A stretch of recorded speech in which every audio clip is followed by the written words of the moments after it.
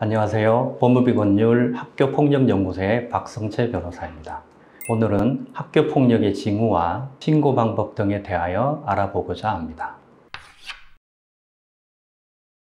먼저 학교폭력 징후에 관하여 청소년 폭력예방재단인 푸른나무재단 제공의 자료에 따르면 늦잠을 자고 몸이 아프다며 학교 가기를 꺼린다. 성적이 갑자기 혹은 서서히 떨어진다. 안색이 안 좋고 평소보다 기운이 없다. 학교 생활 및 친구 관계에 대한 대화를 시도할 때 예민한 반응을 보인다. 아프다는 핑계 또는 특별한 사유 없이 조퇴를 하는 횟수가 많아진다. 밖에 나가는 것을 힘들어하고 집에만 있어야 한다 등의 징후가 있다고 하고, 그 외 학교폭력의 징후는 매우 다양하고 많을 것입니다. 아이들은 간혹 부모님에게 걱정을 끼칠까봐 혹은 자신으로 인하여 어떤 큰 사건이 벌어지는 것이 두려워서 등의 이유로 학교에서 괴롭힘을 당한다는 사실 자체를 감추려 하기도 하는데, 그렇다고 하더라도 학교폭력의 징후는 어떤 방식으로든 나타날 수밖에 없을 것입니다.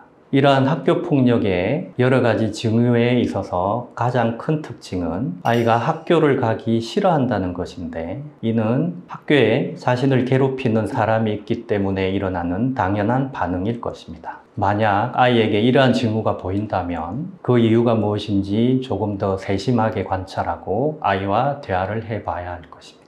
아이와 대화를 나눌 때 주의해야 할 점은, 학교폭력을 당했다는 것이 절대 피해 아이의 잘못이 아니라는 것을 명확하게 인식하여야 합니다. 가끔 아이에게 학교폭력의 징후가 나타나고 또 학교폭력을 당했다는 사실을 알게 되었을 때 너가 약해 보여서 그래, 당하지만 말고 당당하게 맞서 등으로 오히려 아이에게 충고하려고 아이를 나무라는 경우가 있습니다. 물론 이러한 말이 맞을 수는 있지만 학교폭력으로 인하여 자존감이 매우 낮아져 있을 아이에게 이는 절대 쉬운 일이 아니며, 이렇게 부모님까지 나무란다면 아이의 자존감은 더 낮아질 것이고 아이는 더 이상 기댈 곳이 없어 절대 아이에게 도움이 되지 않습니다. 학교폭력의 징후가 나타나 아이와 대화를 나눌 때 가장 먼저 아이의 상황과 감정에 공감하고 부모가 아이를 보호해 줄 수 있다는 사실을 인지시키는 것이 매우 중요합니다.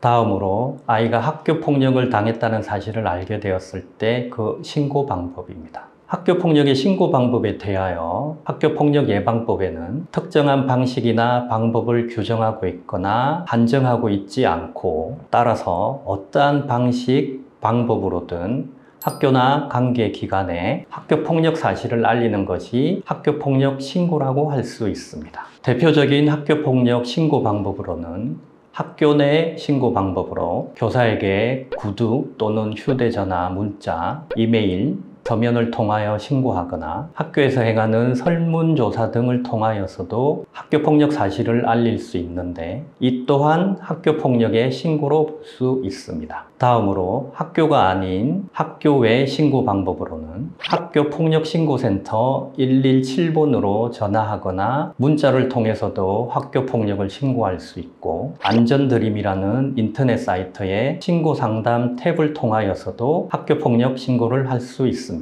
과거에는 학교폭력대책자치위원회라고 하여 소위 학폭위가 학교 내에 설치되어 있었기 때문에 교사 등을 통한 학교 내 신고를 하는 경우 사건을 은폐하거나 축소하지 않을까 하는 염려로 학교가 아닌 학교 외 다른 기관에 신고하는 것이 추천되기도 하였습니다. 그러나 현재는 학폭위의 명칭이 학교폭력대책심의위원회로 변경되었고, 각 학교가 아닌 각 지역의 교육지원청에 설치되어 운영되고 있고, 학교폭력에 대한 조치 의무는 점점 더 강화되고 있기 때문에 학교 내 신고 방법이든 학교 외 다른 기관의 신고 방법이든 가장 편하게 접근하여 신고할 수 있는 방법을 택하여 학교폭력을 신고하면 되겠습니다. 참고로 학교폭력의 정도가 심한 경우 형사고소까지 고려해 볼 수 있을 텐데, 학교폭력예방법상 절차와 형사고소로 인한 형사 절차는 독립된 별개의 절차로서 형사고소는 학폭위 신고와 동시에 나아가 학폭위의 조치 결정이 난 이후에도 형사고소를 진행할 수 있습니다. 또한 만 14세 이하의 형사 미성년자인 경우에는 형사고소를 진행할 수 없는 것으로 알고 계신 분도 있는데, 가해자가 형사 미성년자인 경우에도 만 10세 이상인 경우에는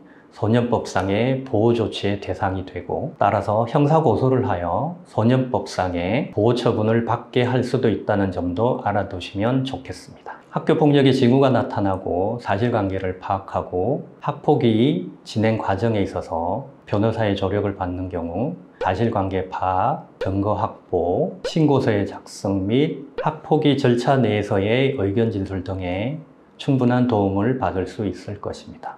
또한 학교폭력의 정도가 심한 경우 형사고소 역시 변호사의 도움을 받을 수 있습니다.